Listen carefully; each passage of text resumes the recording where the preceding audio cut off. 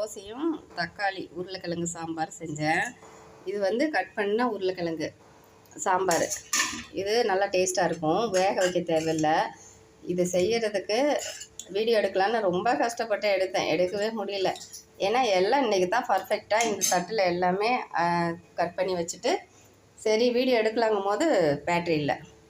சரி கொஞ்ச நேரம் போய் போட்டு வரலாம் அப்படின்னு சொல்லிட்டு போட்டுட்டு மற்ற வேலையை பண்ணிகிட்டு இருந்துக்கும் போது சுவிட்ச் ஆன் பண்ணாமையே வந்துட்டேன். மறுபடியும் கொண்டாந்ததும் ஆஃப் ஆகிடுச்சு. சரி எடுக்கவே முடியலன்னு இந்த சாம்பாரை வச்சுட்டு தோசை செஞ்சு சாப்பிட்டுட்டு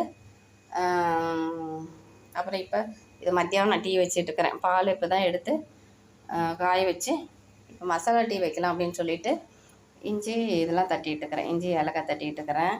கொஞ்சம் சேர்த்தியே நான் என்றைக்குமே அளவு வச்சே வைக்க மாட்டேன். ஒரு குத்து மதிப்பாக வைப்பேன். மிச்சமாக இருந்தாலும் குடிச்சிடலாம். டீ பத்தாமல் போகாது, மிச்சமாக தான் ஆகும்.